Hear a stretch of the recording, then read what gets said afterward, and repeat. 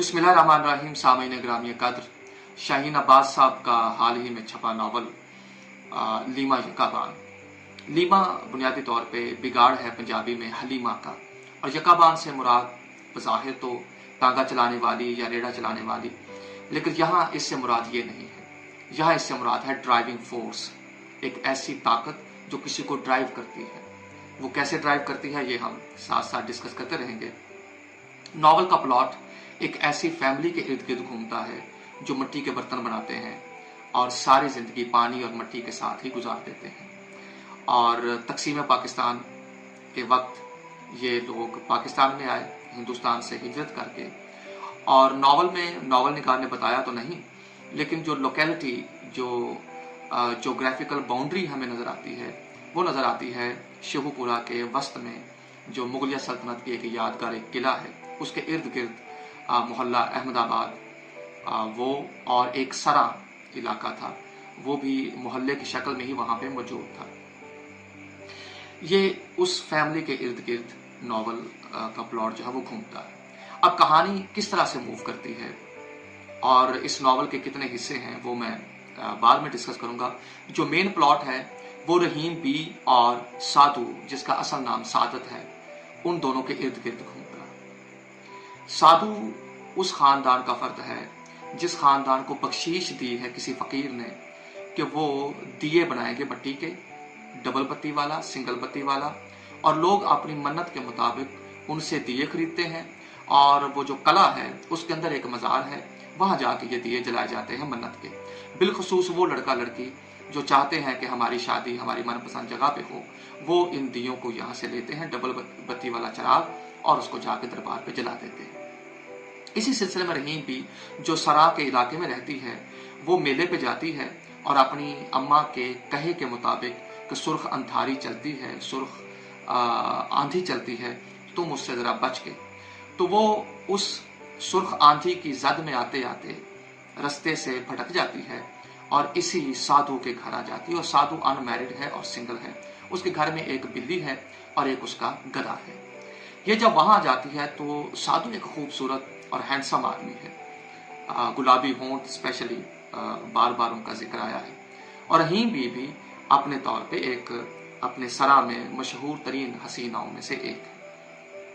पूरे नॉवल में ये नहीं पता चलता कि उस रात एक्चुअली हुआ क्या, लेकिन कहीं कहीं इशारे मिलते हैं, लेकिन पक्की गवाही किसी के पास नहीं है कि उस रात जो सादत की उर्फ साधु और रहीम बी की मुलाकात हुई, वो मुलाकात किस हद तक आगे बढ़ गई।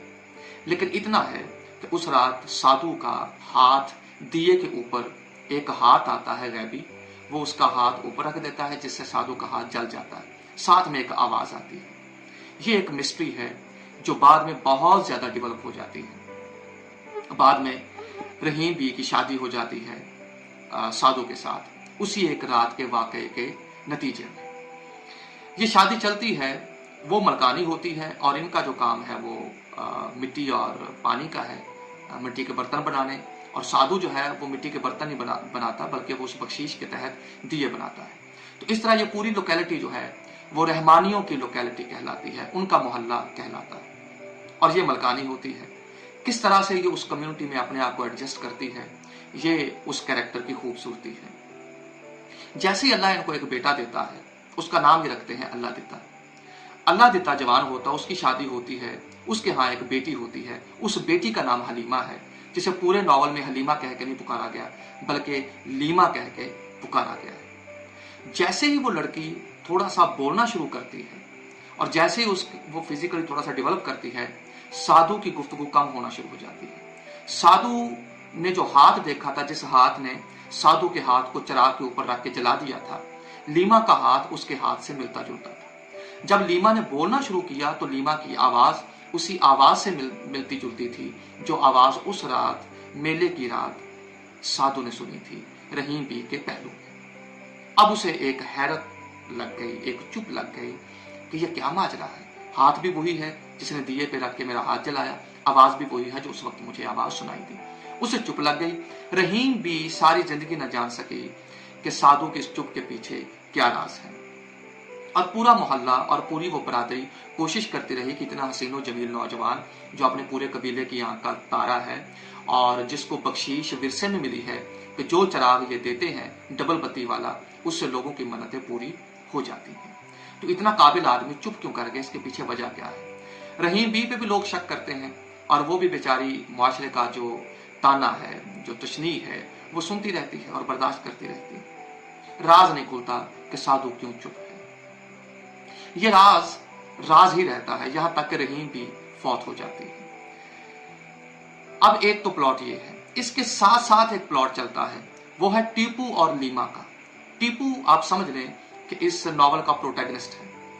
अगरचे नॉवल का पहला हिस्सा जिसमें एक नौजवान और वक्त दो किरदारों की तरह आपस में बात करते हैं, वहां किसी को नहीं पता चलता कि ये नौजवान कौन है। ये फिर नॉवल के तीसरे हिस्से में जाके रिलेट करता है कि ये नौजवान टीपू है। लीमा जिस घर में ट्यूशन पढ़ती है, सुरैया के घर, सुरैया उसकी टीचर है, वहां टीपू का भी आना जाना है, वो उसकी रिश्ते में रिश्तेदार है। वो लीमा को वहां पे पढ़ता हुआ देखता है और उसकी मोहब्बत में गिरफ्तार हो जाता है। जहां तक कि लीमा का जो मेच्योरिटी का पीरियड है वो भी सुरैया की निगरानी में ही गुजरता है और ये टीपू अवाइल उम्र की मोहब्बत को जवान होता हुआ देखता है। इनकी आपस में शादी नहीं हो पाती चूंकि इनकी बरादरी का मसला होता है। लीमा की शादी किसी और जगह पे अपनी फैमिली में हो जाती है, अगरचे नॉवल के आखिर पे रुखसती होती हुई नजर नहीं आती। अब टीपू एक इस नॉवल में रेवोल्यूशनरी कैरेक्टर है कि इमाम मस्जिद जो हैं वो चाहते हैं कि सरा से इस पूरी रहमानी बरादरी को निकाला जाए, क्योंकि साधु और रहीम बी का जो निकाह है, उस निकाह के नतीजे में जो पैदा होने वाला अल्लाह देता है, जो लीमा का बाप है, वो लोगों को डाउट है कि वो निकाह से पहले की रखी हुई बुनियाद है, लेकिन किसी के पास कोई गवाही हतमी नहीं है। लेकिन मौलाना जो है वो एक मजहब के अलमबरदार होने के नाते उनको मुसलसल ये बात खटकती रहती है और वो बाज अपने वाज खुतबों में इसका इजहार करते रहते हैं और नॉवल के आखिर में वो पूरा हमला तैयार कर लेते हैं कि अब इस नापाक सरा को खाली करवाना है। जबकि साधु जो होता है वो कुछ दिनों के लिए गायब हो जाता है, अपनी चारपाई उठाता है और पता नहीं कहाँ चला जाता है। उसके लिए रहीम भी एक खोजी का इंतजाम करती है और खोजी उससे कहता है कि लगता है रहीम भी तुम उसे हादसाती तौर पर मिली, तकसीम से पहले सरहद पार उसकी कोई मोहब्बत थी, वो अपनी उस मोहब्बत के पास चला गया है। हालांकि ऐसा नहीं होता, वो वापस आ जाता है। मौलाना साहब जो जलगार तैयार करते हैं, जो हमला करने के लिए फौज तैयार करते हैं, टीपू उसका इनकार कर देता है। गोया इस नॉवल में टीपू एक नई जिंदगी की अलामत है, एक ऐसा नौजवान है जो क्रिटिकली सोचता है। वो लीमा की मोहब्बत में भी गिरफ्तार है और चाहता है कि उसकी बरादरी चेंज हो जाए और वो बरादरी बन जाए जो बरादरी लीमा की है। यानी ये भी उसका एक रेवोल्यूशनरी कदम है कि वो डिनाउंस करता है कि मेरा इससे डिनंसिएशन का मुजाहरा करता है कि मेरा इस कबीले के साथ कोई ताल्लुक नहीं जो कबीला लीमा के साथ मिलने में रुकावट बने।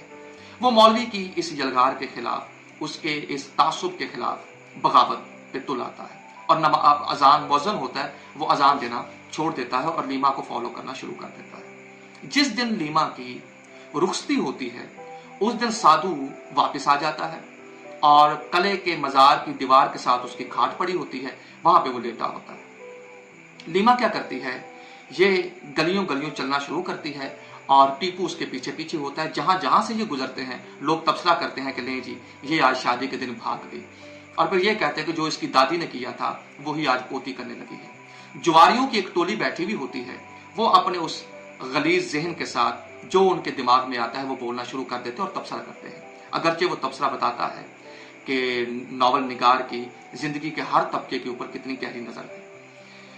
टीपू पीछे पीछे चला जाता है और देखता है कि लीमा क्या करती है। लीमा ये करती है कि वो किले की सबसे ऊंची दीवार के ऊपर जो मजार के साथ मुत्तसिल होती है उसके ऊपर चढ़कर नीचे दीवार के साए में खाट पे सोए हुए अपने दादा साधु के ऊपर एक चादर फेंकती है। वो चादर उसके ऊपर जाके फैल जाती है और वो चादर ये अलामत है कि वो एक शक्ति है, एक ताकत है, वो एक ड्राइविंग फोर्स है जो उसे सुकून दे देती है। और उसका वो सवाल जो उसके अंदर पनप रहा होता है कि ये हाथ वाला माजरा क्या था, ये आवाज वाला माजरा क्या था, वो सारे की सारी मिस्ट्री जो है वो रिजॉल्व हो जाती है उस चादर के फेंकने से। तो पता चला कि जो मरज साधु को था उसका इलाज उसकी पोती ने कर दिया और वो मिस्ट्री सॉल्व हो गई। ये है बुनियादी उसका प्लॉट। यानी लीमा यकाबान यहाँ पे एक मेटाफिजिकल सुपरनैचुरल ड्राइविंग फोर्स है साधु की जिंदगी में। रहीम भी इस सीन से पहले फौत हो जाती है, क्योंकि उसकी पूरी जिंदगी मिर्गियों के दौरों में गुजर जाती है। गशी के दौरे उसे पड़ते हैं बार बार, और वो क्यों पड़ते हैं कि एक नौजवान लड़की जब बेवा हो जाती है और जिस तरह वो समाज की बातों को फील करती है और जितना वो ज़हनी तौर पर स्ट्रेस लेती है, उसे इस सवाल का जवाब ही नहीं मिलता कि मेरी और साधु की मोहब्बत की शादी थी तो एकदम साधु को क्या हो गया। ये जो स्ट्रेस था इसकी वजह से उसे दौरे पड़ते थे। और उसमें नॉवल निगार ने दिखाया है कि किस तरह उस बस्ती के लोग उसको होश दिलाने के लिए उसके मुंह पे मुंह रख के कभी फूंके मार रहे हैं, कभी उसके ऊपर पानी का छिड़काव कर रहे हैं, और साथ टॉन्टिंग वे में मजाक ही मजाक में जो उनके यहाँ बातें बन सकती थी वो बनाते रहे। चूंकि रहीम बी के कैरेक्टर को उन्होंने हमेशा मशकूक ही समझा, अगरचे उनके पास और पूरे नॉवल में हमें कोई इस तरह का खोज नहीं मिलता। तो वो उसे मौत शांति दे देती है और साधु को उसकी ड्राइविंग फोर्स लीमा यकाबान अपनी चादर फेंक के, जो एक सुपर नेचुरल और मेटाफिजिकल कैरेक्टर है। अब ये तो हम बाद में डिस्कस करेंगे कि इस नॉवल में जो मेटाफिजिकल और सुपर नेचुरल कैरेक्टर है, इसकी हमारी उर्दू फिक्शन के साथ या ओवरऑल इंग्लिश, फ्रेंच, जर्मन, जितना हमारा फिक्शन का लिटरेचर है उसमें इस तरह के कैरेक्टर्स की कोई गुंजाइश है। इससे पहले इस तरह के कैरेक्टर्स आए तो हम कहेंगे यस ऐसा है, लेकिन इसके ऊपर हम डिटेल्ड बात नहीं करेंगे। सर दास्तान एक मिसाल देंगे कि बानो कुत्सिया का नॉवल राजा गिद्ध जहां पे खत्म हुआ वो भी एक मेटाफिजिकल फिनोमिना पे खत्म हुआ। इस प्लॉट में एक खूबसूरत जो चीज है वो ये है कि तीन मुबस्सर हैं, तीन दोस्त हैं जो वक्तन फवक्तन किसी कोरस की तरह, किसी यूनानी ड्रामे के कोरस की तरह बातें करते रहते हैं, और उनकी बातों का जो मौजू है वो घूमता है गाली, कसम, गवाही, इनके ऊपर। गाली क्या है, कसम क्या है और गवाही क्या है। अब ये बड़ा एक बड़ी चाबुक दस्ती के साथ कि किसी के पास गवाही नहीं थी कि अल्लाह दिता निकाह से पहले की बुनियाद है या निकाह के बाद का नतीजा है, लेकिन देखिए किस तरह से इनडायरेक्टली गवाही जो है वो डिस्कस हो रही है। गाली जो रहीम बी को मुसलसल गालियां दी जा रही थी, उन गालियों की कोई बुनियाद नहीं थी, किसी लॉजिक और किसी अकल की बुनियाद पर नहीं थी, जस्ट वो एक तरह से अपने हसद का मुजाहरा था। और वो डिस्कस कर रहे हैं गाली को भी और कसम को भी। इन तीनों को डिस्कस करते हुए फिर वो तारीख और इंसान के कैरेक्टर को, इनका आपस में जो रिलेशनशिप है उसके ऊपर भी गुफ्तगू करते हैं। वो एक बड़ा बेहतरीन पार्ट है इस नॉवल का जो ब्रिज अप करता है। नॉवल एक घर से चलता है और किस तरह वो समाज और आफाक पे फैलता है। उन तीन कैरेक्टर्स की गुफ्तगू से ये नॉवल यूनिवर्सल हो जाता है। फिर एकदम नॉवल के आखिर में ये जो तीन कैरेक्टर्स हैं ये हमें गायब होते हुए नजर आते हैं, लेकिन इतनी चाबुक दस्ती से इन्हें गायब किया गया है कि इनकी जगह पे फौरन टीपू आ जाता है, और टीपू एक चौथे फिनोमिना पे बात करना शुरू कर देता है, और वो है नारा। अब वो नारा भी बर वक्त आया है क्योंकि मौलाना ने नारा लगाना शुरू कर दिया था। हक सच की निशानी, वो नारा तो सर ये था, हक सच की निशानी जो रहीम भी लगाती थी साधु के लिए, हक सच की निशानी साधु रहमानी। तो इसने उसको बदल दिया कि हक बदल दिया कि साधु को शैतानी कह दिया, और वो जो हक सच की निशानी मौलाना साहब रहमानी उन्होंने अपने साथ अटैच कर लिया। तो टीपू कहता है कि अगर नारा भी बनाना है तो अपना बनाइए, आपने तो नारे में भी अपने दुश्मन को आधा रखा हुआ है। तो वो गाली और कसम और गवाही पे बातचीत कर रहे थे वो तीन कैरेक्टर्स, उनको रिप्लेस कर देता है टीपू एक चौथे लफ्ज के साथ, और वो है नारा। इस तरह से ये नॉवल के अंदर बड़े इंटरेस्टिंग कैरेक्टर्स हैं ये तीन, जो समाज पे, तारीख पे बात करते हैं, और हमें तारीख के ऊपर बड़ी सैर हासिल इंफॉर्मेशन मिलती है उनके डायलॉग से। फिर इसी नॉवल के अंदर एक छोटा सा प्लॉट और ऐड होता है, वह है खुर्शीद बेगम और सुरैया का। सुरैया एक ऐसी लड़की है जो दुबली पतली सी है, और उसकी मंगनी होती है शबीरे मिनहास के साथ। शबीरा मिनहास जो है वो ऐन मेले वाले दिन ही उसको इनकार कर देता है कि मैं एक पहलवान आदमी हूँ और बांका सजीला, और मैं तुम जैसी फट्टी के साथ वर्ड यूज करता है, मैं शादी नहीं कर सकता। तो मेरी तरफ से जवाब है। सुरैया फिर उस इंतकाम को किस तरह से लेती है कि वो लीमा जैसी लड़की को ट्यूशन पढ़ाती है, उसकी तरबियत करती है, और उसके अंदर एक बगावत का अंसर रख देती है जो समाज के किसी बंधन को नहीं मानती। हालांकि लीमा सुरैया के बगैर भी एक ड्राइविंग फोर्स है, लेकिन सुरैया को लगता है कि मैंने समाज से बदला ले लिया है, लीमा के अंदर बगावत का बीज बो के, इसीलिए वो शादी वाले दिन दूल्हा के लिए तैयार होने की बजाय मज़ार की तरफ जा रही है, जहां से वो अपनी चादर पहन के अपने दादा को शक्ति देती है। इस तरह से हम कह सकते हैं कि ये जो नॉवल है ये एक घर की कहानी से पूरी कायनात की कहानी पे मुहित है। और रीडेबिलिटी इस नॉवल की, आप पहले सफ़े से शुरू हो जाइए, आप एक लम्हे के लिए भी उकताएंगे नहीं और आपको महसूस नहीं होगा कि कहानी कहीं बोर कर रही है। इतना ऑर्गेनिक प्लॉट कि कहीं कोई इंसिडेंट राइटर की मर्जी से डेवलप नहीं हो रहा, बल्कि वही जो जॉर्ज एलियट ने कहा था कि राइटर जो होता है, शायर जो होता है, वो तो एक कैटलिस्ट का काम करता है। और जिसको जॉन कीट्स कहता था कि नेगेटिव कैपेबिलिटी, एक आर्टिस्ट को नेगेटिव कैपेबिलिटी का हामिल होना चाहिए। उसे बार बार अपने क्रिएट होते हुए आर्ट को छेड़ना नहीं चाहिए, बल्कि उसे एक ऑर्गेनिक वे में डेवलप होने देना चाहिए। वो चाबुक लेके खुद उसकी चीज़ों को छेड़ता हुआ नजर ना आए। कहानी इंतहाई नेचुरल है। और जबान, अगर नॉवल की जबान देखें, नॉवल लिखना, कहानी लिखना आसान है, लेकिन अनफॉर्चुनेटली आज का जो नॉवलिस्ट है उसके पास शायद जबान नहीं है। इस नॉवल में लगता है कि नॉवलिस्ट के पास अपनी जबान है, जो वो कहना चाहता है वो अपनी जबान में कहता है। फिर इस नॉवल का जो आगाज था वो होता है जमाना एक पूरा कैरेक्टर बनाया गया है और टीपू वहां पे अंडर द वेल है, वो आपको नजर नहीं आता कि ये टीपू है, वो तो तीसरे हिस्से में जाके हमें पता चलता है कि ये टीपू है। तो जमाने और टीपू के दरमियान जो गुफ्तगू होती है वो गुफ्तगू नॉवल का आगाज है। ये भी एक बिल्कुल नॉन ट्रेडिशनल स्टार्ट है। और जब नॉवल खत्म होता है तो वही टीपू ये सोचता है कि जब हमारी इस कहानी के ऊपर कोई नॉवलिस्ट नॉवल लिखेगा, इस कहानी को नॉवल की जीनत बनाएगा, तो जो उसका कारी है, जो उसका रावी है, वो इस पे एतराजात उठाएगा, कभी लोकेलिटी पे, कभी कहानी के गैप्स पे कि शादी हुई थी लीमा की कि नहीं हुई थी। फिर उसके बाद एक और रावी आएगा जो जस्टिफाई करेगा कि जो नॉवलिस्ट है उसने वाकई में जो जो लिखा है वो हकायक पे मबनी है, वो एक रियलिज्म भी है और एक मैजिकल रियलिज्म भी है। तो नॉवल का अंजाम टीपू के इस खदशे पे होता है कि आने वाले दिनों में हमारी कहानी को जब नॉवल की शक्ल दी जाएगी, फिक्शन की शक्ल दी जाएगी, तो उसके ऊपर रावी किस तरह के एतराजात उठाएगा। ये भी एक नया स्टाइल है कि कहानी के जो गैप्स हैं, जो बज़ाहिर गैप्स लग रहे हैं, उनके ऊपर कैरेक्टर ने ही डिस्कस कर दिया और पढ़ने वाले को महसूस हुआ कि सिर्फ नॉवलिस्ट की जिम्मेदारी नहीं है कि वो कहानी को मुकम्मल करे, पढ़ने वाले का भी काम है कि वो उसके बज़ाहिर छोड़े हुए गैप्स को फिल करे। तो इस तरह से इस नॉवल का एक सरसरी सा जायजा है। इसके थीम्स पर और इसकी डेप्थ पर हम नेक्स्ट नशिस्त में बात करेंगे।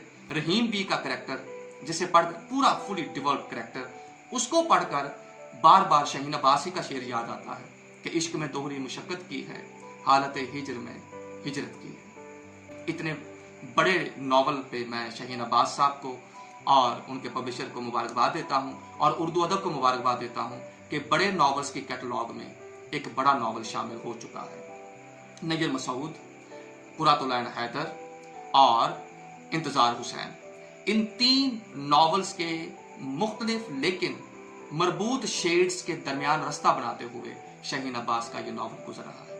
इसे संजीदा नॉवल्स, आम नॉवल्स या अच्छे नॉवल्स में शामिल नहीं किया जा सकता, इसे बड़े नॉवल्स में शामिल किया जा सकता है। सलामत रहिए। आबाद शाह।